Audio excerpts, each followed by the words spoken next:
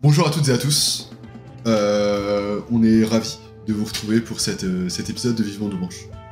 Je commence pas beaucoup de choses que je fais par citer de Gaulle, franchement ça m'arrive assez peu, mais il faut savoir que Feu le Général a dit que la vieillesse est un naufrage, et en sortant des fêtes, c'est un constat qu'on a pu se faire, et d'où l'idée de ce sujet aujourd'hui, est-il possible de bien vieillir?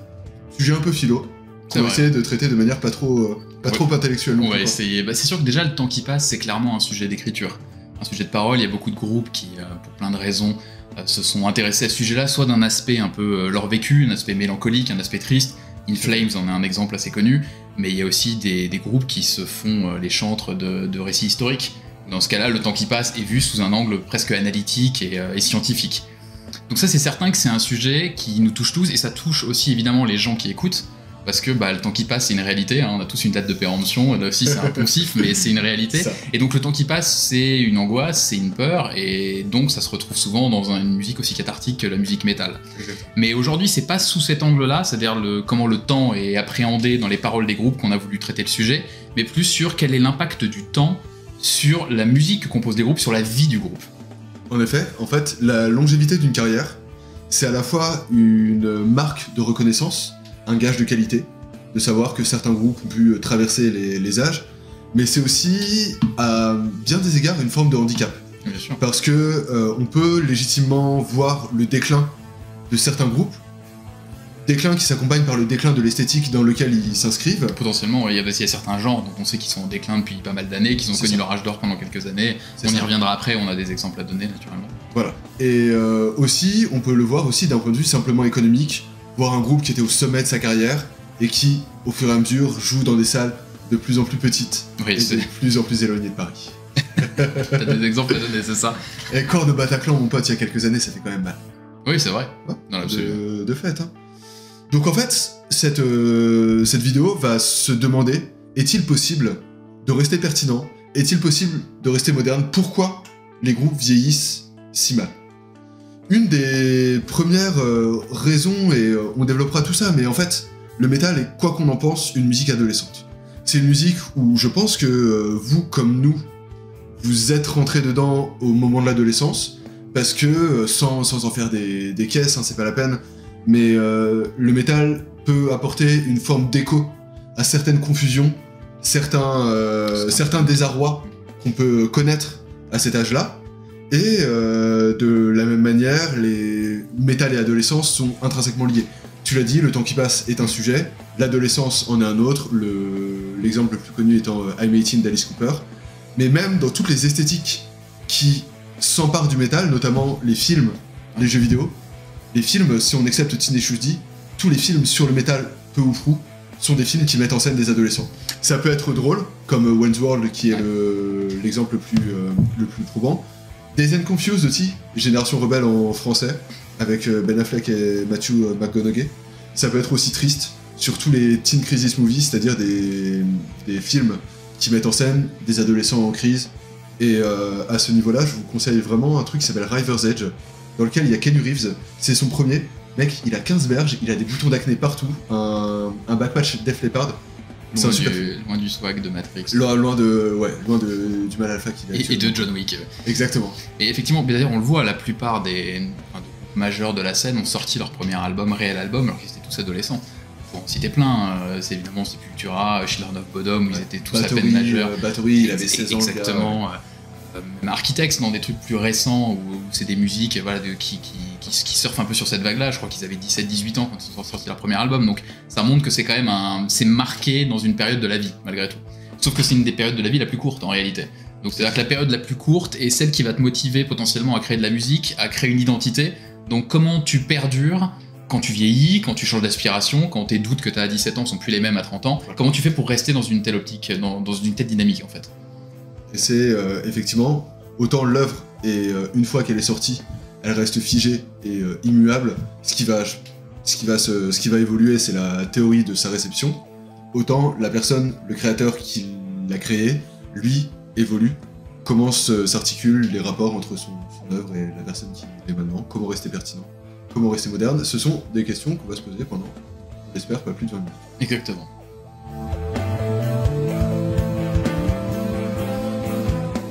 En fait, en y réfléchissant, on a quand même constaté qu'il y avait pas mal de raisons pour lesquelles les groupes pouvaient mal vieillir, mais la raison principale, et qui est peut-être celle qui est majeure, c'est le fait qu'il y a certaines esthétiques qui sont un peu restées dans le temps, qui sont liées à leur période, et du coup, par nature, ça va mal vieillir, et l'exemple qu'on peut donner le plus souvent, c'est effectivement le new metal des années 90.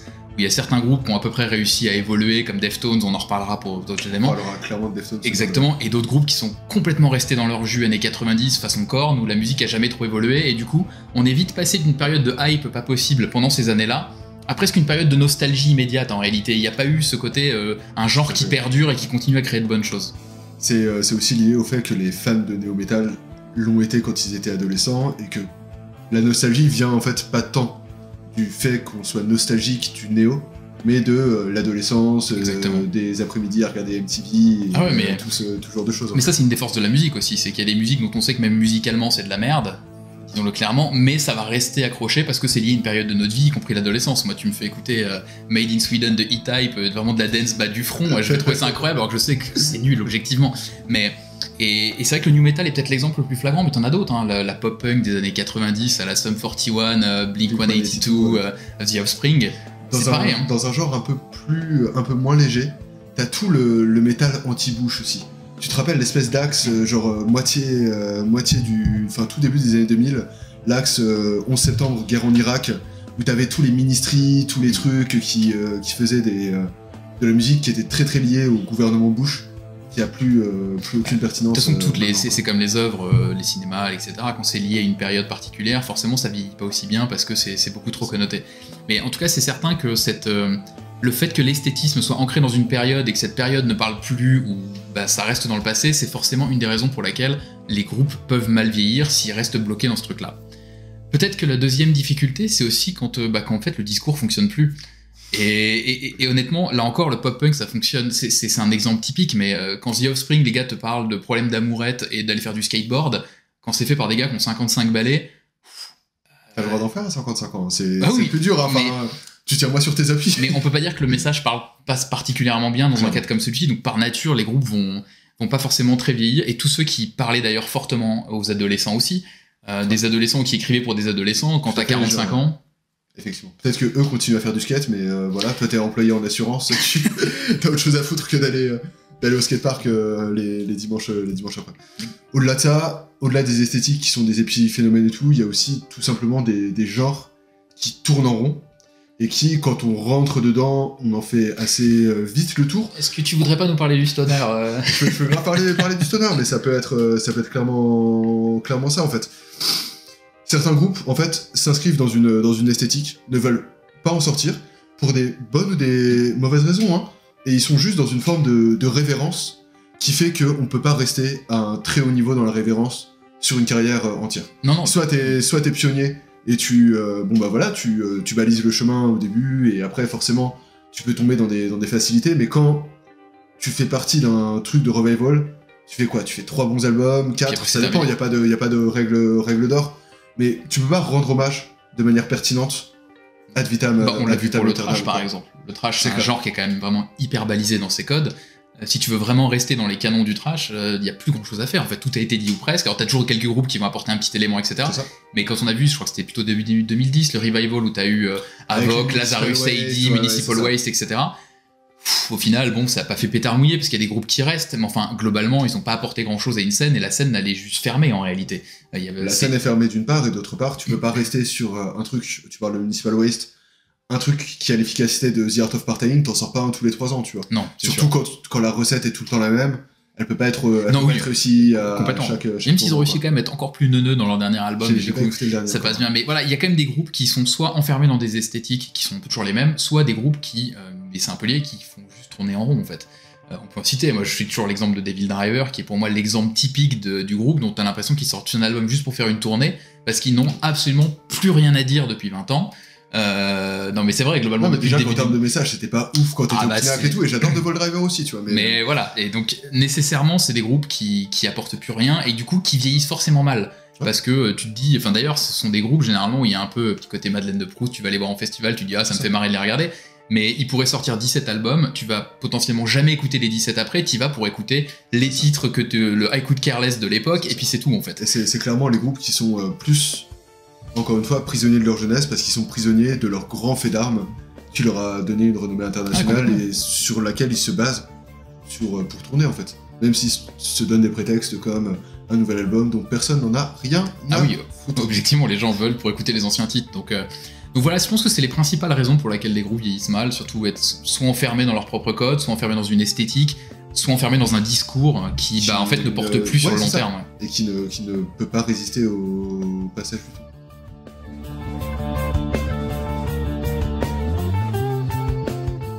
Certains groupes, on vient de le voir, vieillissent objectivement mal. Parce que ce qu'ils ont à apporter artistiquement n'est plus pertinent, n'est plus juste par rapport à l'époque dans laquelle on se trouve désormais. Cependant, il faut jamais oublier non plus que le vieillissement d'un groupe ou d'une œuvre dépend parfois aussi de notre regard. Et c'est un petit peu malheureux, mais parfois notre regard change sur un groupe, alors que c'est simplement que l'enthousiasme qu'on éprouve à découvrir quelque chose qui nous correspond pile à un instant T, nécessairement ça s'essouffle. Parce que, tout bêtement, on évolue nous-mêmes. Si le groupe évolue, on peut parfois prendre de directions différentes, ou simplement, on peut se rendre compte que ce qui nous faisait vibrer à cet instant ne nous fait plus vibrer parce qu'on a changé en tant qu'être humain. À cet égard, des fois, il est intéressant de voir qu'il y a une vraie pluralité de regards qu'on peut poser sur les nouvelles œuvres des groupes qui ont une très très longue carrière. Et je trouve que le dernier album de Judas Priest, ainsi que le dernier d'Ozzy, respectivement Firepower et Patient Number 9, sont de très bons exemples. C'est-à-dire qu'en fait, c'est des albums qui, je trouve, et ça a été dit, sont objectivement bons. Ils tiennent leur rang. Si les deux groupes Ozzy et Judas ont 50 ans de carrière chacun, s'ils partent là-dessus, nickel. Ouais, c'est hyper honnête. Mais, d'une part, c'est des albums qui ne disent rien sur notre époque, parce qu'en fait, ils reprennent des formules qui ont été mises en place il y a 30 ans, 40, ça dépend, tu vois, ou font une espèce de gros best-of de ce qu'ils ont créé par le passé. Et donc, c'est un peu difficile de, par exemple, les mettre dans des tops, parce que ça apporte rien, ça dit pas grand-chose sur notre époque. Et d'autre part, si on les compare à leur carrière artistique, en fait, pour Ozzy, j'ai compté, c'est le meilleur truc qu'il est sorti depuis 95, mais c'est même pas top 10, et ça se ferait difficilement dans le top 15. Donc dans 3 ans, si tu veux écouter Ozzy Osbourne, t'écouteras pas ça l'album. Nécessairement, ouais. Bien sûr. C'est le genre de truc que tu vas écouter tous les 5 ans en te disant « Ah putain, c'est pas mal, je devrais le réécouter », et tu le feras jamais parce qu'il a sorti tellement mieux, et tellement plus souvent en fait.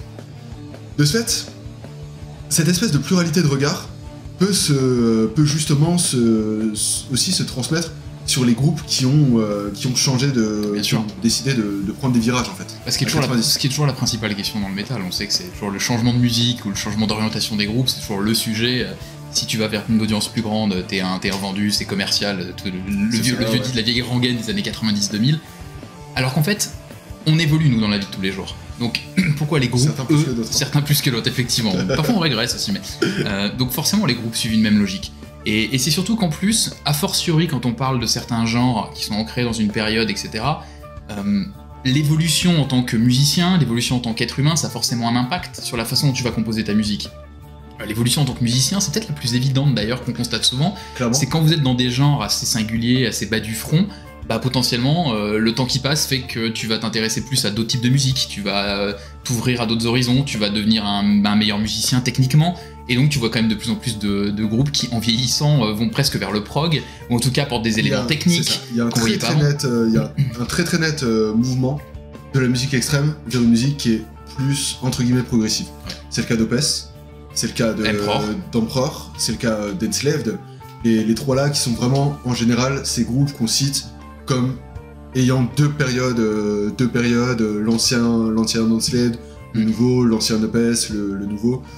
On peut aussi parler, même si ensuite ils ont fait un autre truc, de Mastodon, qui part d'un sludge plutôt bas du front. Oui, c'est vrai. Pour aller sur quelque chose d'un peu plus technique. C'est vrai. Avant de repartir sur quelque chose de plus rock, Mais en tout cas, oui, c'est aussi une évolution effectivement en tant que musicien.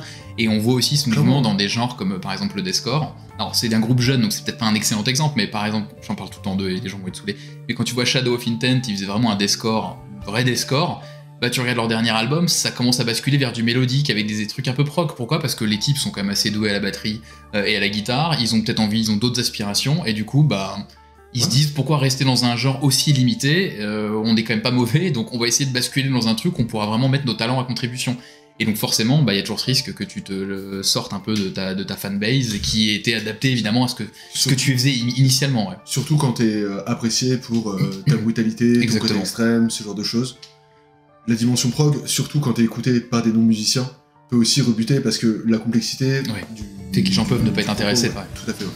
Et à côté de l'évolution en tant que musicien, il y a quand même l'évolution en tant qu'être humain aussi. C'est-à-dire que... Non mais ça te fait rire quand je sors cette expression, mais c'est une réalité. C'est-à-dire que je donne souvent l'exemple d'In Flames parce que c'est un peu le cas, mais quand t'as des types qui sont très mélancoliques, qui sont très tristes en écrivant un truc à 21 ans, c'est pas la même chose quand t'as 2 gosses et que t'en as 48.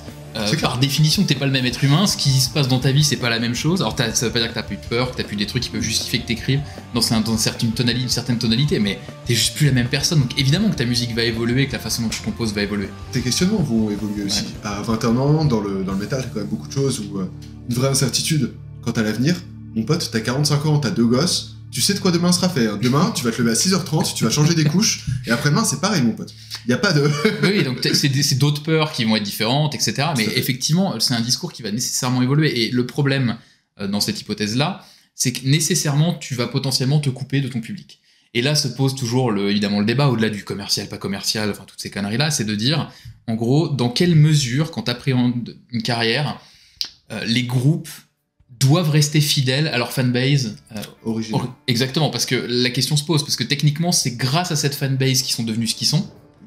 Du coup, est-ce qu'ils ont une espèce de devoir moral de continuer à nourrir un genre qui n'est plus ce qu'ils ont envie de faire, mais ce qui les a rendus populaires, ou est-ce qu'ils se disent, bah en fait, merci pour le passé, mais maintenant on fait autre chose. Et quand tu regardes In Flames, c'est exactement ça, c'est-à-dire qu'ils ont envie d'autre chose, ils ont fait évoluer leur musique, bah si vous aimez que nos anciens albums, bah merci beaucoup, mais maintenant on va pas s'arrêter, composer toujours la même chose pour vous faire plaisir en fait. Je pense que, étant donné qu'on n'est pas musicien, que ça doit être aussi très compliqué de se dire que ce qui nous a rendu célèbres, ce pourquoi on est apprécié dans le monde, c'est quelque chose qu'on n'est plus du tout.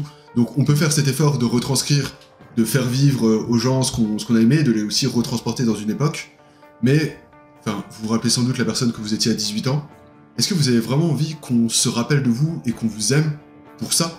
Quand vous en avez maintenant 30, 35, ça dépend de... Ça dépend, mais... Mais c'est vrai que c'est 2 facteurs d'évolution qu'on voit et qui me semblent plus logiques. Après, il y a les autres facteurs d'évolution, c'est logique, hein. Il y a des groupes qui ont changé de style, pardon, parce que c'était la façon qu'ils voulaient. Bring Me The Horizon, qui a quand même passé d'un deathcore à un truc qui est presque du popcore. Samael, qui faisait du black, qui fait de l'indus aujourd'hui. Enfin, il y a plein d'exemples comme ça de groupes. Type négatif aussi. Effectivement. Type négatif qui passe d'une espèce de crossover à... J'aime pas trop le terme de métal gothique, mais de métal à clavier hyper langoureux et tout, alors que c'était de base méga agressif. Effectivement, Cradle qui a changé sa musique aussi avec au fil du temps, donc il y a des évolutions qui paraissent logiques dans une carrière, et nécessairement, alors nous on aime bien tout catégoriser, mettre telle partie de carrière avec les évolutions, mais en fait ce sont des évolutions qui sont logiques, quand bien même l'impact peut faire que bah, tu peux être fan que d'une partie de la carrière d'un groupe, etc. Et moi c'est un discours qui m'exaspère un peu quand les gens jugent en disant « Ah, ce groupe-là c'est un immense glowdown, comme In Flames ou Opeth, aujourd'hui c'est de la merde ». Non mais en fait, tu aimes une partie, tu peux ne pas aimer l'autre partie, le groupe a évolué, le groupe il te doit rien, malgré tout. Et en fait je trouve ça logique, et quelque part, je préfère un groupe qui va évoluer dans un sens qui ne m'intéresse pas, mais qui va tenter de nouvelles choses, etc., plutôt qu'un groupe qui va pondre depuis 25 ans les mêmes albums. Alors je sais que j'aime bien Lamb of God, il y a beaucoup de titres que j'aime bien, mais enfin Lamb of God ça fait 20 ans qu'ils font la même chose. Il y a des albums meilleurs, il y a des albums moins bons parce qu'il y a des titres, des coups de génie, des trucs. Enfin, globalement, le son est le même depuis 20 ans ou presque. Et bah, quelque part, je préfère voir des groupes qui prennent des risques comme In Flames, quitte à ce que je dise qu'à part le dernier album qui va sortir, le reste c'est pas terrible, plutôt qu'un Lamb of God où tu sais que tu vas écouter encore un même album plus ou moins à chaque fois, avec plus ou moins de satisfaction. Ouais, c'est sûr.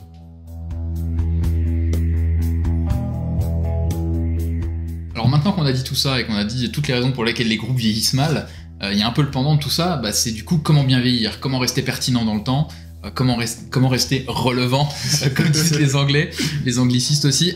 C'est une question qui est assez forte parce que c'est une question qui est très compliquée par définition. Les groupes se la posent, ils vont comment perdurer, comment trouver les clés, comment se réinventer, etc. Et on arrive quand même à trouver des grands thèmes, des constats sur certains types de groupes. Et le premier exemple, c'est un peu ce qu'on pourrait appeler les visionnaires. Alors c'est un peu un mot un peu pompeux pour dire juste des groupes qui, qu'en fait, qui ont eu le nez creux sur certaines évolutions et Clairement. qui, sans se travestir, ont réussi à partir d'un genre, à le faire évoluer Et aller sur dans un quelque chose sens logique d'autre. en fait. Tout à fait. C'est à l'inverse des OPS ou des In Flames qui, eux, décident de faire autre chose. C'est des groupes qui commencent à incruster quelques petites touches d'autres pour enrichir leurs propos et rester modernes et surtout ouvrir la voie. Et là-dessus, je pense qu'il n'y a pas de meilleur exemple que Deftones, qui part de peut-être la scène qui a le plus mal vieilli la scène nu metal, de ces dernières années, et qui, via les toutes petites incursions post-rock, les petits trucs qui sont un peu empruntés au néo-metal, reste ultra moderne et peut-être le seul groupe qui a bien vieilli de cette branche. Puis ils ont vachement eu d'influence sur d'autres C'est groupes. ça. Hein, c'est, Tous les trucs modernes sur lesquels les lecteurs de New Noise s'extasient, et j'en suis, mais les Soul Blind, les Higher Power et tout, c'est que Deftones. C'est que des citations de Deftones, des trois trucs de shoegaze un peu connus, genre My Bloody Valentine et tout. Et je trouve qu'en plus, ils ont compris que le post-rock et le post-metal, dans sa dimension un peu crescendo et tout, permet aussi de montrer que les mecs certes, ont encore des galères et tout, mais ont une forme d'apaisement qui vient aussi avec l'âge et avec le fait bien sûr, et qu'ils ont acquis certaines certitudes, quoi. Donc ça, c'est clairement le premier cas. Après, il y a aussi le cas de ceux qui ont un message intemporel. Et c'est bon. Et ça fonctionne très bien, en fait, parce qu'effectivement, quand on est dans la fictionnalisation pure, ça aide à avoir un discours en fait, qui va porter plus longtemps. Ça a aucune prise sur le temps, c'est-à-dire que vous parlez de films d'horreur à 17 ans, à 35 ans, en fait vous êtes toujours un abruti. C'est-à-dire que quand tu bases ta carrière sur les zombies, ça change pas grand-chose. C'est clair. Il y a aussi le discours anti-guerre, le trash tous qui les était quand trucs même basé vachement antimilitaristes, là-dessus. ouais, tout à fait. De Sepultura à Power Trip, il y a 30 ans, un truc comme ça, et les deux fonctionnent parce que de tout temps, les hommes ont fait la guerre, et de tout temps, les hommes s'y sont opposés, quoi. Enfin, effectivement, mais ça fonctionne bien, tout ce qui est science-fiction, naturellement, dans le death technique, et aussi, c'est des motifs qui reviennent très régulièrement, et qui, du coup, globalement, les thèmes de science-fiction, que t'aies 20 ans ou 40 ans, ça peut t'intéresser, que la musique ait 30 ans ou pas, ça reste quand même... De manière générale, tout ce qui est post-moderne et qui fait référence à des œuvres autres que la tienne, que ce soit la science-fiction, l'heroic fantasy, les films d'horreur. Ça peut aider à garder un fil conducteur dans ta carrière sans que tu paraisses tout de suite très vieux, quoi. Il y a aussi les groupes, et ça me fait rire d'en parler, mais c'est un peu les groupes qui jouent la carte du décalage. Ouais. Et ça, je trouve qu'il y en a beaucoup, et il y en a un que je pourrais vraiment, pour moi, qui est vraiment le fer de lance de tout ça, c'est Limp Bizkit. Je suis pas certain que Fred Durst ait vraiment cette vision d'être volontairement en décalage. On sait pas si c'est un demeuré ou pas, mais en tout cas, ce qui est certain, c'est que le groupe surfe là-dessus. C'est-à-dire que c'est vraiment le groupe qui s'est jamais, a priori, posé la question de changer sa musique. Quand tu regardes les derniers albums Still Sucks ou même Gold Cobra, le précédent, ils restent dans la même veine et on a vraiment l'impression qu'ils en ont rien à foutre et que ça les dérange pas de rester dans la même veine. Ils gardent un peu ce côté décalage, ils sont pas loin de se parodier eux-mêmes. Et du coup, c'est une façon de perdurer aussi. Même si tu vas pas élargir ton public, ça restera toujours les mêmes par nostalgie, mais mine de rien, ils perdurent sans que ça paraisse ridicule, en fait. Ceux qui sont là pour le Nookie. Mais petit point Fred Durst. Pour la référence. Il a en fait cette espèce de... Il y a des gens qui le vénèrent et qui pensent que c'est l'archétype du personnage méta qui, enfermé dans sa propre bêtise, est plus intelligent et en fait fait ce qu'on attend de lui. Un peu... c'est un peu une sorte de syndrome un peu Nabila, c'est-à-dire qu'il est manifestement quelqu'un de beaucoup moins bête que l'image qu'elle renvoyait et qui s'est fait connaître comme ça et qui a eu le nez creux sur ce qu'on attendait d'elle. Il semblerait quand même, faut modérer, que Fred Durst soit... il vient de Jacksonville déjà, donc ce qui part mal. Basiquement, il est con en fait. Enfin, je pense qu'on peut classer l'affaire. Il est bête quoi, enfin, Mais la carte musicale sur laquelle il joue, elle a au moins le mérite de la cohérence et de se dire, au final, le groupe vieillit pas si mal en fait, alors que franchement... C'est une blague de Daron en fait, enfin, on en a fait il y a 20 ans, on en fera dans 20 et... Oui, non, complètement. C'est vrai. Et d'ailleurs, quand tu regardes, moi ce qui me fait dire qu'ils sont vraiment dans le décalage, c'est quand tu regardes dans leur dernier album, il a fait un titre qui s'appelle Dad Vibes, où volontairement il garde l'espèce de rythme des années 90, en jouant un espèce de personnage avec une grosse moustache, du bide en avant et tout, et... En fait, je crois qu'ils en ont rien à foutre, et du coup, je trouve qu'ils vieillissent pas si mal en fait, alors que c'est un groupe qui aurait vraiment pu mal vieillir assez aisément. C'est ça. Donc ça fait partie un peu de ces catégories de groupes où ça fonctionne pas si mal.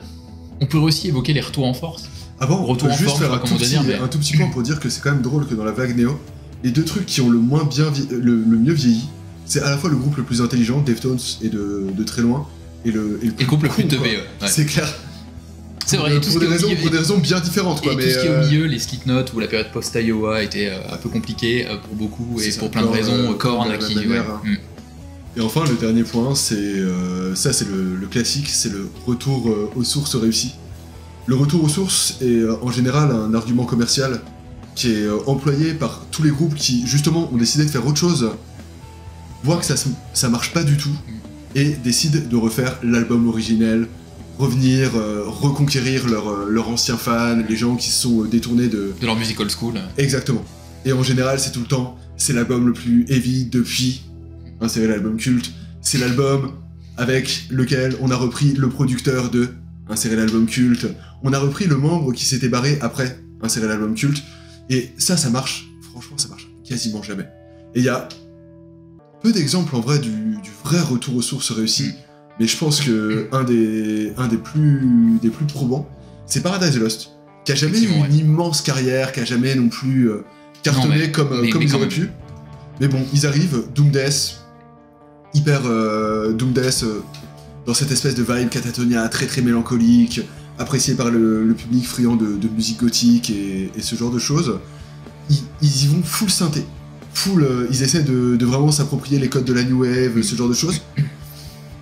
C'est les années 90, c'est dur pour tout le monde, ça marche avec un succès mitigé quoi.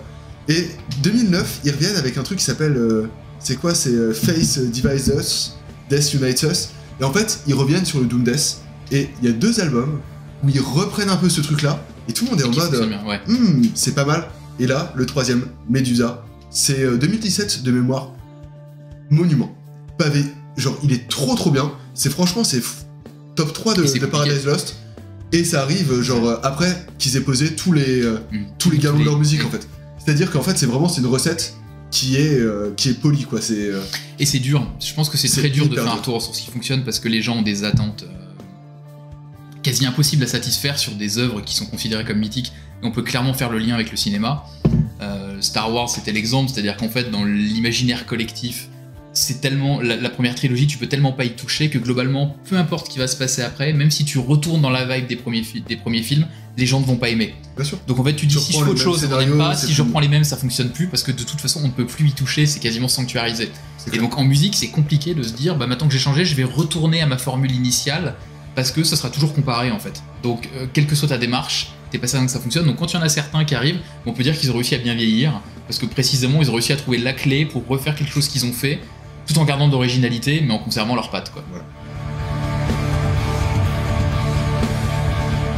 Alors pour conclure, ce qu'on pourrait dire, c'est qu'au final, vieillir, c'est quand même un sujet qui est particulièrement compliqué dans le métal. On pourrait en parler pendant une heure. C'est particulièrement compliqué. Oui, d'une manière générale. Mais peut-être, en tout cas d'un point de vue artistique, peut-être encore plus dans le métal, où on sait que chaque évolution, chaque nouvel album va être raillé, commenté, disséqué, peut-être même avec moins de rationalité que ce qu'on pourrait trouver ailleurs. Il y a quand même beaucoup d'affect. Il y a une véritable culture du c'était mieux avant aussi.